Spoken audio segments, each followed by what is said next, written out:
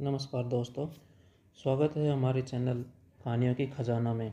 दोस्तों, आज हम आपके लिए लेकर आए हैं बैताल पच्चीसी की 25 कथाओं से युक्त एक श्रृंखला। तो चलिए शुरू करते हैं। इससे पहले हम आपको बैताल पच्चीसी के बारे में छोटी सी जानकारी दे देते हैं। बैताल पच्चीसी 25 कथाओं से युक्त एक ग्रंथ है। इसके रचयिता बेताल भट्ट बताए जाते हैं, जो न्याय के लिए प्रसिद्ध राजा विक्रम के 9 रत्नों में से एक थे। ये कथाएं राजा विक्रम की न्याय शक्ति का बोध कराती हैं। बेताल प्रतिदिन एक कहानी सुनाता है और अंत में राजा से ऐसा प्रश्न कर देता है कि राजा को उसका उत्तर देना ही पड़ता है। उसने शर्त लगा रखी है कि अगर राजा बोलेगा तो वह उससे रूठकर फिर से पेड़ पर जा लटकेगा, लेकिन यह जानते हुए भी सवाल सामने आने पर राजा से चुप नहीं रहा जाता। तो पहले बैताल पच्चीसी की शुरुआत करते हैं कि कहाँ से शुरू होती है। बहुत पुरानी बात है। धारा नगरी में गंधर्वसेन नाम का एक राजा राज करते थे। उसकी 4 रानियां थीं। उनके 6 लड़के थे, जो सब के सब बड़े ही चतुर और बलवान थे। संयोग से एक दिन राजा की मृत्यु हो गई और उनकी जगह उनका बड़ा बेटा शंख गद्दी पर बैठा।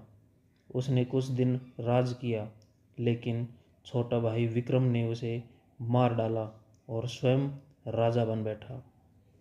उसका राज्य दिनों दिन बढ़ता गया और वह सारे जम्बूद्वीप का राजा बन बैठा। एक दिन उसके मन में आया कि उसे घूमकर सैर करनी चाहिए और जिन देशों के नाम उसने सुने हैं उन्हें देखना चाहिए। सो वह गद्दी अपने छोटे भाई भर्तहरि को सौंपकर योगी बनकर राज्य से निकल पड़ा। उस नगर में एक ब्राह्मण तपस्या करता था। एक दिन देवता ने प्रसन्न होकर उसे एक फल दिया और कहा कि इसे जो भी खाएगा वह अमर हो जाएगा। ब्राह्मण ने वह फल लाकर अपनी पत्नी को दिया और देवता की बात भी बता दी। ब्राह्मणी बोली, हम अमर होकर क्या करेंगे? हमेशा भीख मांगते रहेंगे। इससे तो मरना ही अच्छा है। तुम इस फल को ले जाकर राजा को दे आओ और बदले में कुछ धन ले आओ। यह सुनकर ब्राह्मण फल लेकर भर्तहरि के पास गया और सारा हाल कह सुनाया। भर्तहरि ने फल ले लिया और ब्राह्मण को 1 लाख रुपए देकर विदा कर दिया। भर्तहरि अपनी एक रानी को बहुत चाहता था। उसने महल में जाकर वह फल उसी को दे दिया। रानी की मित्रता शहर के कोतवाल से थी। उसने वह फल कोतवाल को दे दिया। कोतवाल एक वैश्या के पास जाया करता था। वह उस फल को उस वैश्या को दे आया। वैश्या ने सोचा कि यह फल तो राजा को ही खाना चाहिए। वह उसे लेकर राजा भर्तहरि के पास गई और उसे दे दिया। भर्तहरि ने उसे बहुत सा धन दिया, लेकिन जब उसने फल को अच्छी तरह से देखा तो पहचान लिया। उसे बड़ी चोट लगी, पर उसने किसी से कुछ नहीं कहा। उसने महल में जाकर रानी से पूछा कि तुमने उस फल का क्या किया? रानी ने कहा, मैंने उसे खा लिया। राजा ने वह फल निकाल कर दिखा दिया। रानी घबरा गई और उसने सारी बात सच सच कह दी। भर्तहरि ने पता लगाया तो उसे पूरी बात ठीक ठीक मालूम हो गई। वह बहुत दुखी हुआ। उसने सोचा, यह दुनिया माया जाल है, इसमें अपना कोई नहीं। वह फल लेकर बाहर आया और उसे धुलवाकर स्वयं खा लिया। फिर राजपाट छोड़ योगी का भेष बना जंगल में तपस्या करने चला गया। भर्तहरि के जंगल में चले जाने से विक्रम की गद्दी सुन्नी हो गई। जब राजा इंद्र को यह समाचार मिला तो उन्होंने एक देव को धारा नगरी की रखवाली के लिए भेज दिया। वह दिन रात वहीं रहने लगा। भर्तहरि के राजपाट छोड़ने पर वन में चले जाने की बात पर विक्रम को मालूम हुई तो वह लौटकर अपने देश में आया। आधी रात का समय था। जब वह नगर में घुसने लगा तो देव ने उसे रोका। राजा ने कहा, मैं विक्रम हूँ, यह मेरा राज्य है। तुम रोकने वाले कौन होते हो? देव बोला, मुझे राजा इंद्र ने इस नगरी की चौकसी के लिए भेजा है। तुम सच्चे राजा विक्रम हो तो बताओ। देव बोला, अगर तुम सच्चे राजा विक्रम हो तो पहले मुझसे लड़ो। दोनों में लड़ाई हुई। राजा ने जरा सी देर में देव को पछाड़ दिया। तब देव बोला, हे राजन, तुमने मुझे हरा दिया, मैं तुम्हें जीवन दान देता हूँ। इसके बाद देव ने कहा, राजन, एक नगर और एक नक्षत्र में तुम 3 आदमी पैदा हुए थे। तुमने राजा के घर में जन्म लिया, दूसरे ने तेली के और तीसरे ने कुम्हार के। तुम यहाँ का राज करते हो। तेली पाताल का राज करता था। कुम्हार ने योग साधकर तेली को मारकर शमशान में पिशाच बना सिरस के पेड़ से लटका दिया है। अब वह तुम्हें मारने की फिराक में है, उससे सावधान रहना। इतना कहकर देव चला गया और राजा महल में आ गया। राजा को वापस आया देख सबको बड़ी खुशी हुई। नगर में आनंद मनाया गया। राजा फिर राज करने लगा।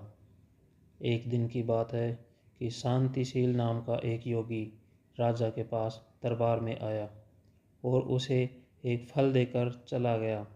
राजा को आशंका हुई कि देव ने जिस आदमी को बताया था कहीं यह वहीं तो नहीं है। यह सोचकर उसने फल नहीं खाया, भंडारी को दे दिया। योगी रोज आता और राजा को एक फल दे जाता। संयोग से एक दिन राजा अपने अस्तबल देखने गया था। योगी वहीं पहुंच और एक फल राजा के हाथ में दे दिया। राजा ने उसे उछाला तो वह हाथ से छूटकर धरती पर गिर पड़ा। उसी समय एक बंदर ने झपटकर उसे उठा लिया और तोड़ डाला। उसमें से एक लाल निकला जिसकी चमक से सबकी आंखें चौंधिया गई। उसमें से वो एक लाल हीरा था। राजा को बड़ा अचरज हुआ। उसने योगी से पूछा, आप यह लाल हीरा मुझे रोज़ क्यों दे जाते हैं? योगी ने जवाब दिया, महाराज, राजा, गुरु, ज्योतिषी, वेद और बेटी, इनके घर कभी खाली हाथ नहीं जाना चाहिए। राजा ने भंडारी को बुलाकर पीछे के सब फल मंगवाए। तुड़वाने पर सब में से एक एक लाल हीरा निकला। इतने लाल देखकर राजा को बड़ा हर्ष हुआ। उसने जौहरी को बुलवाया, उनका मूल्य पूछा। जौहरी बोला, महाराज, ये लाल इतने कीमती हैं कि इनका मोल करोड़ों रुपयों में भी नहीं आंका जा सकता। एक एक लाल एक एक राज्य के बराबर है। यह सुनकर राजा योगी का हाथ पकड़कर गद्दी पे ले गया। बोला, योगीराज, आप सुनी हुई बुरी बातें दूसरों के सामने नहीं कही जाती। राजा उसे अकेले में ले गया। वहाँ जाकर योगी ने कहा, महाराज, बात यह है कि गोदावरी नदी के किनारे मसान में मैं एक मंत्र सिद्ध कर रहा हूँ। उसके सिद्ध हो जाने पर मेरा मनोरथ पूरा हो जाएगा। तुम एक रात मेरे पास रहोगे तो मंत्र सिद्ध हो जाएगा। एक दिन रात को हथियार बांधकर तुम अकेले मेरे पास आ जाना। राजा ने कहा, अच्छी बात है। इसके उपरांत योगी दिन और समय बताकर अपने मठ में चला गया। वह दिन आने पर राजा अकेला वहाँ पहुँचा। योगी ने उसे अपने पास बिठा लिया। थोड़ी देर बैठकर राजा ने पूछा, महाराज, मेरे लिए क्या आज्ञा है? योगी ने कहा, राजन, यहाँ से दक्षिण दिशा में 2 कोस की दूरी पर मसान में एक सिरस के पेड़ पर एक मुर्दा लटका है। उसे मेरे पास ले आओ, तब तक मैं यहाँ पूजा करता हूँ। यह सुनकर राजा वहाँ से चल दिया। बड़ी भयंकर रात थी। चारों ओर अंधेरा फैला था, पानी बरस रहा था, भूत प्रेत शोर मचा रहे थे, सांप आ आकर पैरों में लिपटते थे, लेकिन राजा हिम्मत से आगे बढ़ता गया। जब वह मसान में पहुंचा तो देखता क्या है कि शेर दहाड़ रहे हैं, हाथी चिंगाड़ रहे हैं, भूत प्रेत आदमियों को मार रहे हैं। राजा बेधड़क चलता गया और सिरस के पेड़ के पास पहुंच गया। पेड़ जड़ से फुनगी तक आग से दहक रहा था। राजा ने सोचा, हो न हो यह वही योगी है जिसकी बात देव ने बताई थी। पेड़ पर रस्सी से बंधा मुर्दा लटक रहा था। राजा पेड़ पर चढ़ गया और तलवार से रस्सी काट दी। मुर्दा नीचे गिर पड़ा और दहाड़ मार मार कर रोने लगा। राजा ने नीचे आकर पूछा, तू कौन है? राजा का इतना कहना था कि वह मुर्दा खिलखिलाकर हंस पड़ा। राजा को बड़ा अचरज हुआ। तभी वह मुर्दा फिर पेड़ पर जा लटका। राजा फिर चढ़कर उस ऊपर गया और रस्सी काट मुर्दे का बगल में दबा नीचे आया। बोला, बता तू कौन है? मुर्दा चुप रहा। तब राजा ने उसे एक चादर में बांधा और योगी के पास ले जाने लगा। रास्ते में वह मुर्दा बोला, मैं बेताल हूँ, तू कौन है? मुझे कहाँ लेकर जा रहा है? राजा ने कहा, मेरा नाम विक्रम है, मैं धारा नगरी का राजा हूँ, मैं तुझे योगी के पास लेकर जा रहा हूँ। बेताल बोला, मैं एक शर्त पर चलूँगा, अगर तू रास्ते में बोलेगा तो मैं लौटकर पेड़ पर जा लटकूँगा। राजा ने उसकी बात मान ली। फिर बेताल बोला, पंडित, चतुर और ज्ञानी, इनके दिन अच्छी अच्छी बातों में बीतते हैं, जबकि मूर्ख के दिन कलह और नींद में। अच्छा होगा कि हमारी राह भली बातों की चर्चा में बीत जाए।